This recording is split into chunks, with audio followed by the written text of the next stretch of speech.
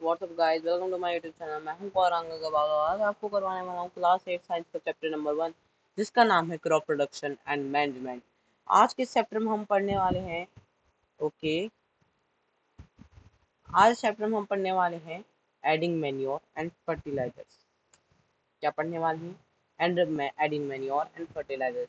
इससे पहले के चैप्टर्स में मैंने आपको एक्सप्लेन किया था ये सोइंग। इससे पहली वाली वीडियो में मैंने आपको एक्सप्लेन किया था, तो मैंने उस वीडियो में सोइंग टॉपिक एक्सप्लेन किया था। तो आज की इस वीडियो में मैं आपको करवाने वाला हूँ topic explain 1.5 adding manure and fertiliser.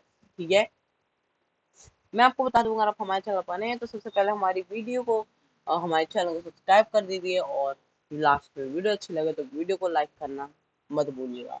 चलिए शुरू करते हैं हमारा chapter adding manure and fertilisers topic 1.5। ठीक है, okay. The substances which are added to the soil in the form of nutrition for the healthy growth of plants are called manure and fertilizers। तो manure fertilisers क्या होते हैं? Manure fertilisers वो होते हैं जो सब्सटेंस, कुछ ऐसे सब्सटेंसेस होते हैं जो न्यूट्रिशंस के फॉर्म में हेल्दी ग्रोथ के प्लांट्स के लिए सॉइल में ऐड किए जाते हैं। कब ऐड किए जाते हैं? हेल्दी ग्रोथ के लिए प्लांट के लिए सॉइल में ऐड किए जाते हैं। उन सब्सटेंसेस को हम मैन्योर एंड फर्टिलाइजर्स कहते हैं। ठीक है, soil supplies minerals nutritions to the crop plant.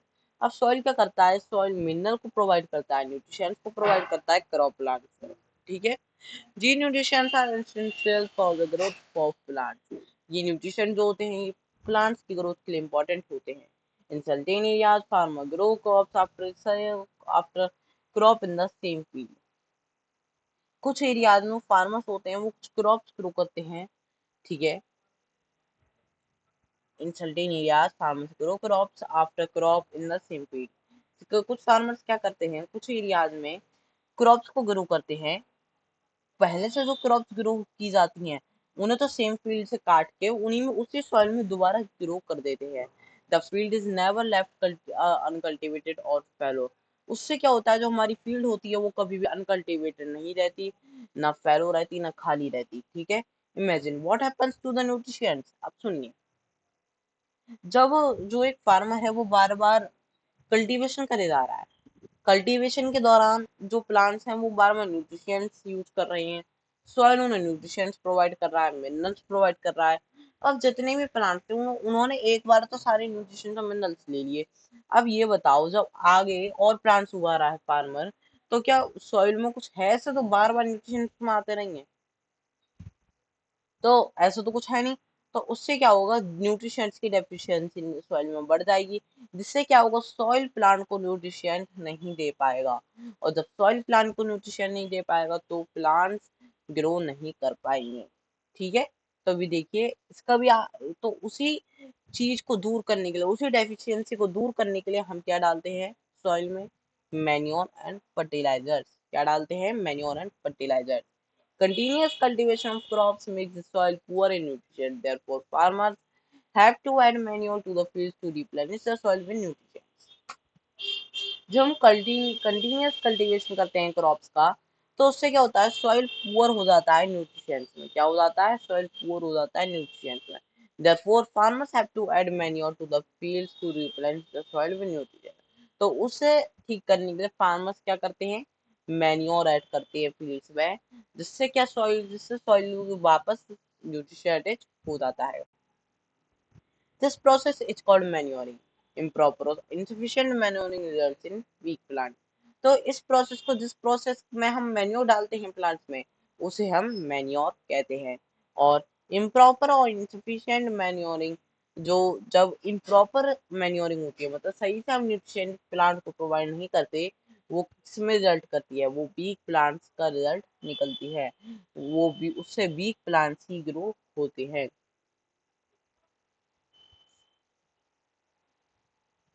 ठीक है, Manure is an organic substance obtained from the decomposition of plants or animal waste। तो मैन्योर क्या होता है? एक ऑर्गेनिक सब्सटेंस होता है जो किससे ऑब्टेन होता है? डिकम्पोजिशन ऑफ प्लांट और एनिमल वेस्ट। ये एक डिकम्पोजिशन होता है मैन्योर, जो प्लांट्स और एनिमल वेस्ट से बनता है, मतलब डिकम्पोज होके ये बनता है। Farmers dump plants and animal waste in pits at open places and allow it to decompose. देखिए मैन्योर खाद होती है, आपने सुना होगा, हो सकता है मैन्योर आपने ना सुना हो, लेकिन आपने खाद जरूर सुना होगा। आपने देखा होगा कि लोग क्या करते हैं अपने पौधों को अच्छा उगाने के लिए उसमें खाद डाल देते हैं। क्या डाल देते हैं? खाद डाल देते हैं। खाद दी आगे चल के ह्यूमस बन जाती है, और जब ह्यूमस बन जाती है तो वो न्यूट्रिशन रिच हो जाती है। ठीक है, उसके जो न्यूट्रिशन होते हैं वो सिंपलेस्ट फॉर्म में कन्वर्ट हो जाते हैं। तो उस फिर जब वो सिम्पलेस्ट फॉर्म में कन्वर्ट हो जाते हैं तो प्लांट सिम्पलेस्ट फॉर्म वाले न्यूट्रिशन को यूटिलाइज कर लेते हैं। तो सेम यहाँ पर कहा गया है कि the decomposition is caused by some, नहीं, farmers dump plants animal waste in pits at open place and allow it to decompose. तो फार्मर्स भी प्लांट और एनिमल वेस्ट को पिट्स में डंप कर देते हैं, डंप मतलब खोद देते हैं, और ओपन पिट्स में, ठीक है, ओपन प्लेसेस में, और उन्हें डिकम्पोज होने के लिए छोड़ देते हैं। जब वो डिकम्पोज हो जाती है तो वो ह्यूमस बन जाती है, और जब वो ह्यूमस बन जाती हैं तो वो न्यूट्रिशन रिच हो जाती हैं, और फिर हम उन्हें प्लांट यूज कर पाते हैं। Decomposition is caused by some micro organism. तो ये जो डिकम्पोजिशन की प्रोसेस होती है ये माइक्रो ऑर्गेनिज्म द्वारा की जाती है। ठीक है, the decompose matter used as organic manure. अब ये डिकम्पोज्ड मैटर आता है, ये ऑर्गेनिक मैन्योर की तरह यूज किया जाता है। ये You have already learned about vermi compositing in class 6। आपने ऑलरेडी पढ़ ही रखा है कि वर्मी कंपोजिटिंग क्या होती है, कंपोजिटिंग क्लास 6 में। ठीक है,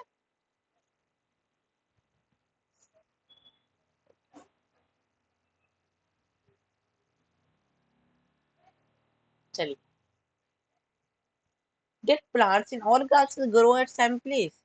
अब आप एक सेकंड पर हम ये वाली एक्टिविटी करते हैं। यहाँ पर हमें छोटी सी एक्टिविटी दी गई है। ठीक है, टेक मूंग और ग्राम सीड्स एंड जर्मिनेट डैम। अब आपको मूंग और ग्राम सीड्स लेना है, एक्टिविटी 1.2 हम कर रहे हैं, और उन्हें जर्मिनेट करना है। ठीक है, सिलेक्ट 3 इक्वल साइज सीडलिंग। अब आपको 3 इक्वल साइज सीडलिंग लेनी है। इक्वल साइज सीडलिंग मतलब सेम साइज की ग्रो हुई। ठीक है, टेक 3 एम्प्टी ग्लासेस और सिमिलर वेसल्स। ऐसी 3 एम्प्टी और ग्लासेस और सिमिलर वेसल्स ले लेनी है। मार्क देम एबीसी, उन्हें हमें एबीसी नाम से मार्क कर देना है।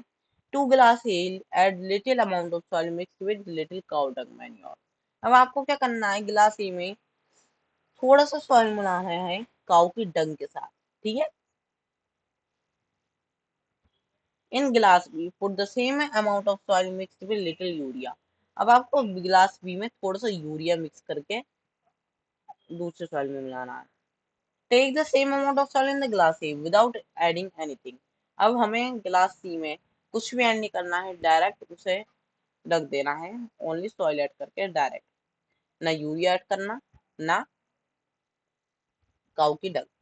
ठीक है, Now pour the same amount of water in each glass and plant the seedling in them। ठीक है, अब उसमें थोड़ा सा सी अब उसमें एक सीलिंग आपको प्लांट करना है, और सेम अमाउंट ऑफ वाटर तीनों ग्लास में मिला देनी है। ठीक है, keep them in safe place. उन्हें सेफ प्लेस में रखना है, एंड वाटर देम डेली, उन्हें रोज हमें वाटर करना है। After 7 to 10 days observe their growth. 7-10 दिन बाद, 8-9 दिन बाद आपको चेक करना है कि उनकी ग्रोथ कैसी है। ठीक है, तो देखिए आपको यहाँ पे मिलेगा कि उनकी ग्रोथ कैसी हुई। तो देखिए यहाँ पे क्या हुआ, ग्रोइंग सीलिंग्स में मैन्योर और फर्टिलाइजर्स। जो इन्होंने ग्लास ए लिया उसमें इन्होंने काऊ की डंग मिलाई। काऊ की डंग किससे बनी हुई थी, मैन्योर से। अब वो मैन्योर में कन्वर्ट होकर उसने प्लांट्स को न्यूट्रिशन दिए।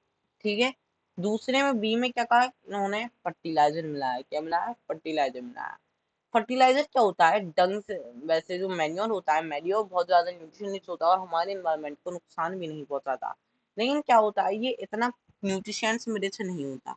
तो अगर आप देखेंगे तो बी की ग्रोथ अच्छी हुई, ए की थोड़ी नॉर्मल नॉर्मल हुई, ज्यादा बढ़िया भी नहीं हुई। तो बी की इसलिए अच्छी हुई क्योंकि बी में हमने फर्टिलाइजर मिलाया था। अब जो फर्टिलाइजर था वो बहुत ही ज्यादा न्यूट्रिशन रिच होता है, तो उसने प्लांट्स को और ज्यादा न्यूट्रिशन प्रोवाइड किए। और वहीं आपने सी में देखा, सी में हमने ना तो डंग मिलाई, ना फर्टिलाइजर मिलाया, ना मैन्योर मिलाया। तो उससे क्या हुआ, ना तो उसे न्यूट्रिशंस मिले, मतलब सॉइल में जो न्यूट्रिशंस पहले से थे वो ही उसे मिल के रह गए, उसे कोई भी एक्स्ट्रा न्यूट्रिशंस नहीं मिले। तो उस प्लांट्स की जो ग्रोथ थी वो ढंग से नहीं हुई, और वो जो प्लांट था वो ज्यादा अच्छा ग्रो नहीं कर पाया। तो अब देखिए यहीं पे हमें पूछा गया, did plants in all the glasses grow at the same place, same pace? क्या सेम स्पीड से सारे प्लांट्स ग्रो हुए हर ग्लास पर? Which glass showed the better growth of plant? तो सबसे ज्यादा ग्रोथ किसने की? बी प्लांट ने, क्योंकि उसमें फर्टिलाइजर मिलाया था, ज्यादा न्यूट्रिएंट्स थे उसमें। In which class was the growth fastest? और सबसे ज्यादा ग्रोथ फास्टेस्ट किसमें थी? ठीक है। Farmers are fertilisers are chemicals which are rich in particular nutrition. देखिए यहाँ पे आगे जो मैंने आपको बताया था, ये जो फर्टिलाइजर्स होते हैं, ये एक टाइप के न्यूट्रिशंस होते हैं, जो मतलब एक टाइप के केमिकल्स होते हैं जो न्यूट्रिशन से रिच होते हैं। देखिए यहाँ पे आपको फर्टिलाइजर की भी डेफिनेशन मिल गई आपकी, व्हाट आर फर्टिलाइजर्स। ठीक है। How are they are different from manure? लेकिन अब ये मैन्योर से कैसे डिफरेंट होते हैं? तो हमें अब हम यही पढ़ने वाले हैं, मैन्योर से कैसे चेंज होते हैं, मतलब इनमें क्या डिफरेंस होता है। ठीक है। तो फर्टिलाइजर्स किस में प्रोड्यूस होते हैं? फैक्ट्रीज में प्रोड्यूस होते हैं। कहाँ प्रोड्यूस होते हैं? फैक्ट्रीज में। Some examples of fertilisers are urea, ammonium sulphate, super phosphate, potash, NPK. ना एनपीके में आपका नाइट्रोजन भी आ जाता है, फॉस्फोरस भी आ जाता है, पोटेशियम भी आ जाता है, जिन्हें हम शॉर्ट फॉर्म में एनपीके बोलते हैं। तो यहाँ पे आपको ये पता चल गया कि फर्टिलाइजर किस किस में रिच होते हैं। तो ये आपका बहुत इंपॉर्टेंट था, ये आपके एग्जाम में भी क्वेश्चन जरूर आएगा कि फर्टिलाइजर इंपॉर्टेंट क्यों होते हैं। ठीक है। The use of fertilizers has helped the farmers to get better yield of crops. तो ये जो यूज हुआ है फर्टिलाइजर्स का, इसने फार्मर्स को कई तरीके से हेल्प किया है, जिससे उन्हें अच्छी यील्ड मिल पाती है, अच्छी क्रॉप मिल पाती है। जैसे कि वीट उन्हें अच्छी मिल पाती है, पैडी उन्हें अच्छी मिल पाती है, मेज उन्हें अच्छी मिल पाती है। ठीक है।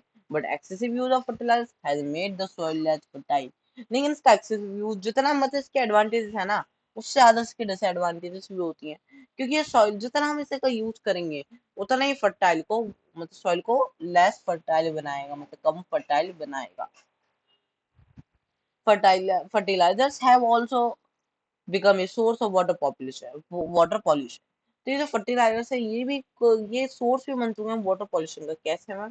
तो क्या होता है, जब हम किसी भी जगह हम वो मिलाते हैं ना, क्या कहते हैं,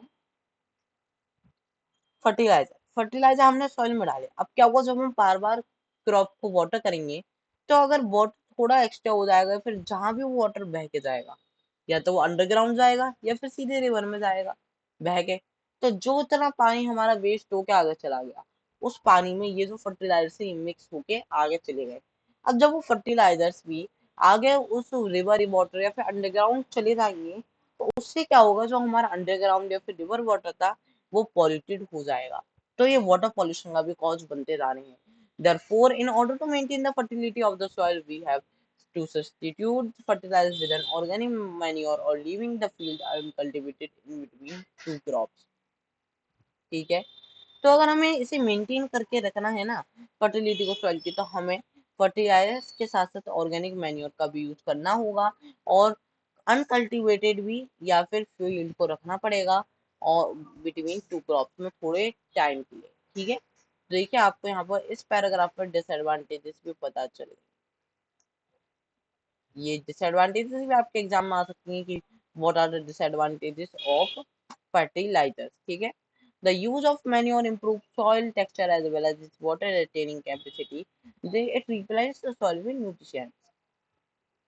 तो जो हमारा मैन्योर होता है, वो ओनली फायदेमंद तो होता ही है, भले ही चाहे उसमें न्यूट्रिशन कम होता है वो, लेकिन फायदेमंद बहुत होता है।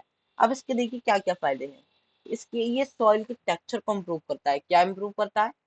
सॉइल के टेक्सचर को, और उसके वाटर रिटेनिंग कैपेसिटी को, मतलब वाटर अपने अंदर रोकने की, होल्ड करने की कैपेसिटी को। It replenishes the soil with nutrients, और ये भी न्यूट्रिएंट्स को, तो न्यूट्रिशंस प्रोवाइड करता है सॉइल को, बट लेकिन फर्टिलाइजर कंपैरिजन में ज्यादा नहीं होते इसमें न्यूट्रिशंस। ठीक है। Another method of replenishing the soil with the nutritions is through crop rotation. अब एक और मेथड होता है हमारी क्रॉप को न्यूट्रिशन रिच बनाने का, जिसे हम क्या कहते हैं, क्रॉप रोटेशन। क्या कहते हैं? Crop rotation. This is can be done by growing different crops alternately. तो ये कैसे डन हो सकता है? हम अलग अलग टाइप की क्रॉप्स अलग अलग समय पर उगा सकते हैं अल्टरनेटली, मतलब एक के बाद एक क्रॉप, एक के बाद एक क्रॉप। उससे हम अपना क्रॉप रोटेशन की मदद से रिप्लेनिश कर सकते हैं सॉइल को। ठीक है, अब मैं आपको बताता हूँ होता कैसे है। आपने क्लास 6 में लेगुमिनियस प्लांट्स पढ़े थे, क्या पढ़े थे? लेगुमिनियस प्लांट। और क्लास 7 में भी एक चैप्टर आया था, शुरू में ही है,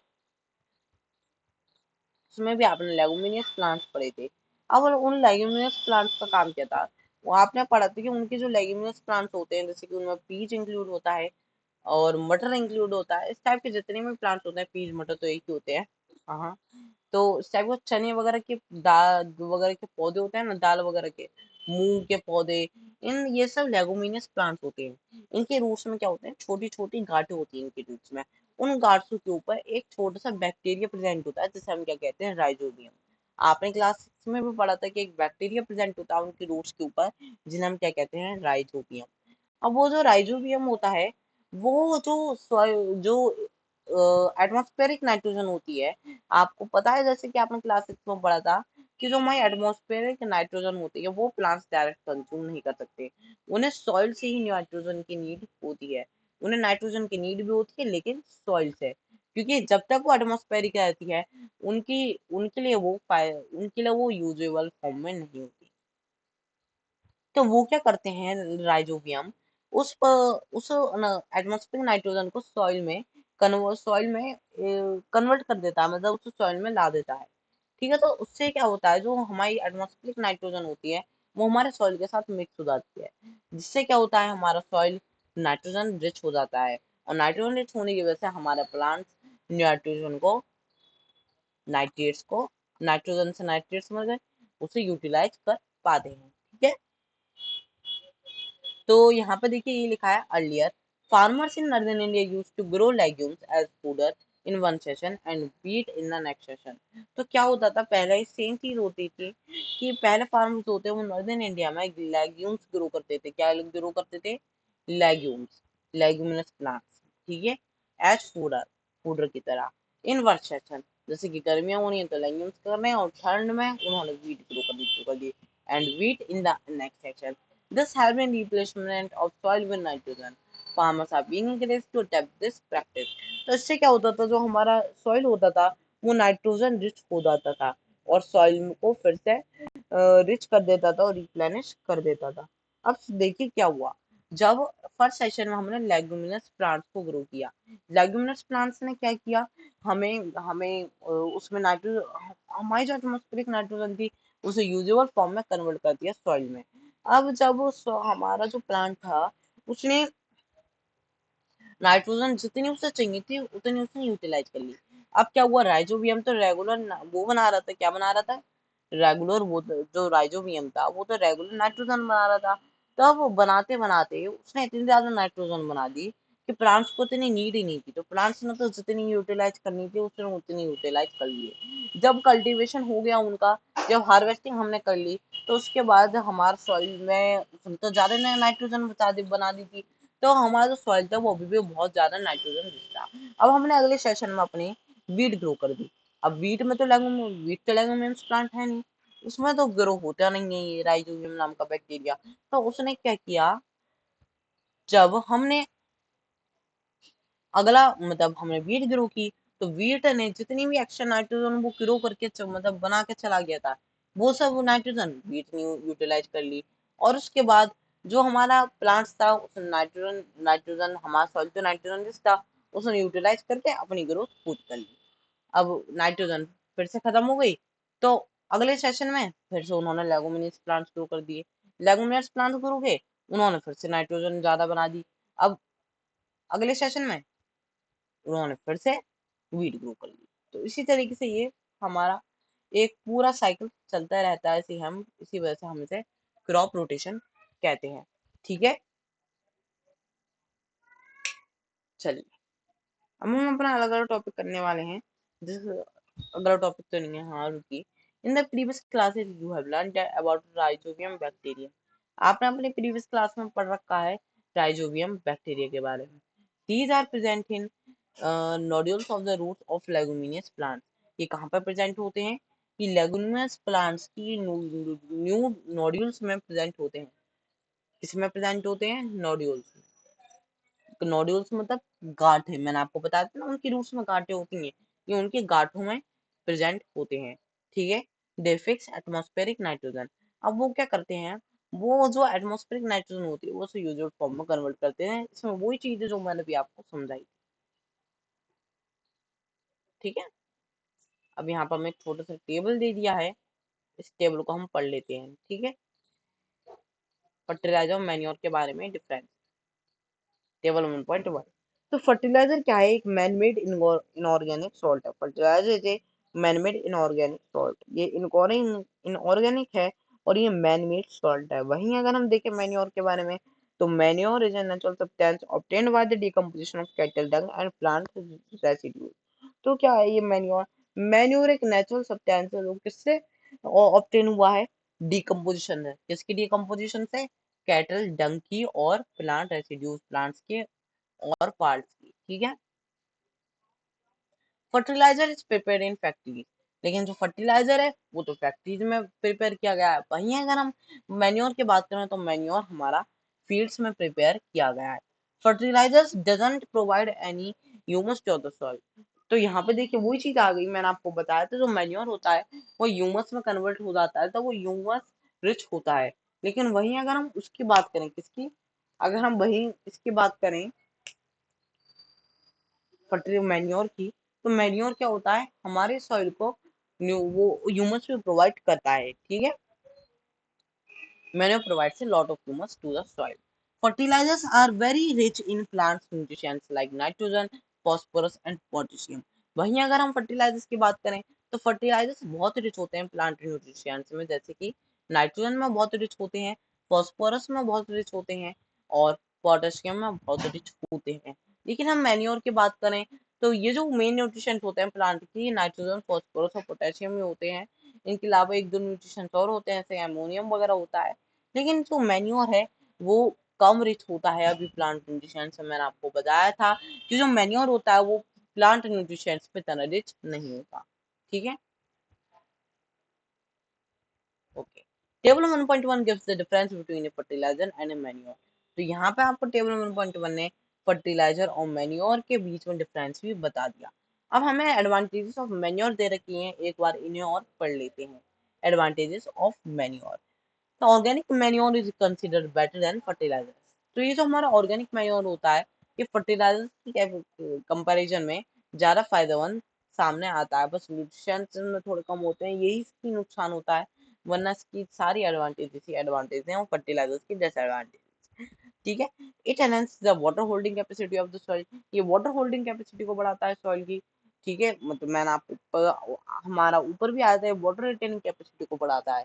मतलब इसमें इसकी मदद से हमारा जो वाटर होल्ड, मतलब जो हमारा सॉइल होता है वो वाटर को ज्यादा टाइम तक होल्ड कर पाता है। And makes the soil porous due to which exchange of gases.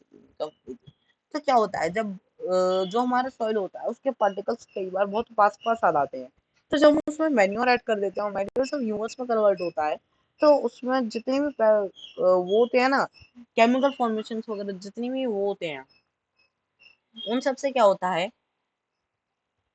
Chemical reaction होके जो हमारे सॉइल के बीच में जितने भी स्पेस होता है वो सब दूर, मतलब ज्यादा हो जाता है। हमारा एक पार्टिकल अगर बहुत पास पास है तो वो दूर हो जाता है, जिससे क्या होता है हमारे सॉइल पार्टिकल्स के अंदर स्पेस बन जाता है और हमारा जो सॉइल है वो पोरस हो जाता है, मतलब उसके अंदर स्पेस आ जाता है, एयर भरने लग जाती है और उस एयर को प्लांट्स इजीली यूज कर पाते हैं। प्लांट हेल्प मिलती है उस एयर की मदद से एक्सचेंज ऑफ गैसेस, रूट से भी गैस को एक्सचेंज कर पाते हैं। ठीक है। It increase the number of landing microbes. अब जब मैन्योर ऐड हो गया, मैन्योर तो पहली बात मैन्योर को माइक्रोब से कन्वर्ट करते हैं, माइक्रो ऑर्गेनिज्म। ठीक है। लेकिन जब हमने उस हमें एयर भी आ गई, उसमें पोरस हो गया, तो हवा भी आ गई, वाटर भी है, न्यूट्रिशंस में है, तो उसमें क्या हुआ, माइक्रोब जनरेट होने लग जाते हैं। क्या जनरेट होने लग जाते हैं? Friendly microbe. और चौथा पॉइंट ये है, in improves the texture of soil. तो हमारा जो सॉइल का टेक्सचर होता है ये उसे भी इम्प्रूव कर देता है।